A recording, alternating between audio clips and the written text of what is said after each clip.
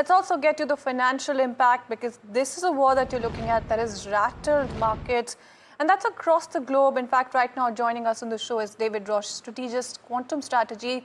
Thank you so much, David, for taking time out and joining us this evening. For us at least, it's very interesting, everything that we've been seeing unfold.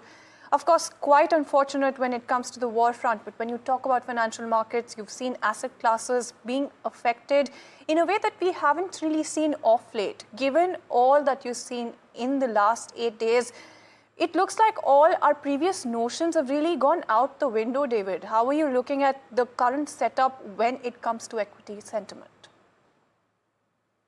Well, I think, it's building towards a pretty major effect on asset classes.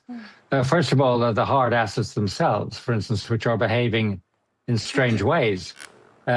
People are putting the money they had in gold, are putting it into the US dollar. So the gold price has actually not been that good a hedge, and the US dollar has been a fantastic hedge, even though fundamentally one might dispute that, as I would. So even within the safe haven assets, you have odd things happening. Then you go over to things like the effect on the economy and what you would expect that to do to your portfolio. Well, clearly, if the Straits of Hormuz remain blocked, if 20% of the world's oil output does not reach the market anymore, then you are going to see oil prices someplace between $80 and $100 for Brent.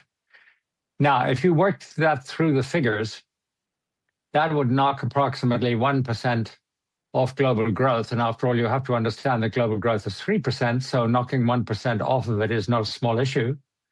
And it would add to inflation. So you would get hit, presumably, in both bond markets by rising inflation and in equity markets by inflationary costs pushing down profits. And of course, the discount factor, which is based on interest rates rising. So theoretically, you should see both bonds and equities underperforming. Now, at the moment, we're seeing that happening to bonds, but the impact on equity markets is as much to do with the bursting AI bubble in the United States as it is to do with this. So what I'm saying to you, Soyanshi, is that if this goes on and oil prices continue to drive us towards a poor economic performance, then you really haven't seen the results yet. No, absolutely, David. And, up until now, you did have some of us who were actually penciling in, not you, of course, because, you had previously said that this is going to be a prolonged conflict by the looks of it. And now that that has really happened, it doesn't look like it's going to be solved in, the near term, in just a few weeks or even months. It's really evolving at a very rapid pace right now. So given all of that, how does that really change your investment assumption when you're looking at the markets? And what is the one thing that you're really worried about given this entire conflict and the fact that it's going to be prolonged? Well, of course, the thing I am worried about, because I have an ethical approach, is the absolute misery this is causing millions. And now we can pass on to the absolute misery it's costing people who have millions. So what I think is this: the biggest single change out of this, if it continues, is that inflation will be boosted by oil prices, and also, which is often ignored, by fertilizer prices and by food prices, where the gulf is extremely significant. For example, 48% of nitrogen fertilizer in India actually comes from the Gulf, and it ain't coming. So what does that do to Indian prices? What does that do to inflation? So to boil it all down, I think the single biggest surprise would be that central banks can't cut rates. Emerging market central banks can't cut rates, and the developed economies can't cut rates. So Trump will try to, bully the central bank into doing so. Why? Because fundamentally, this could change the outlook for inflation, not just through energy, but also through things like food prices and everything from, everything that goes into agriculture. No, absolutely, and it is extremely unfortunate everything that we've been seeing transpire in the last 8 days, David, and that is also the financial impact that we've managed to discuss. But I quickly also wanted to try and get a sense of which are the sectors that you're really zooming in on right now. You've already stated that the way that you look at your portfolio is perhaps going to change in a very massive way. But other than that, which are the sectors that you're then sharpening your focus on? Look, I'm sharpening my focus on increasing my holdings of oil, which I've done. The price now has risen really 16% since I did that, so that's rather a lot.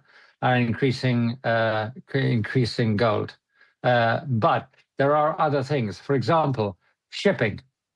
If this goes on, then the world will not have enough ships, either for moving fuel, or for moving containers, or for moving bulk cargoes, because this means that the Red Sea is paralyzed, the Gulf is paralyzed.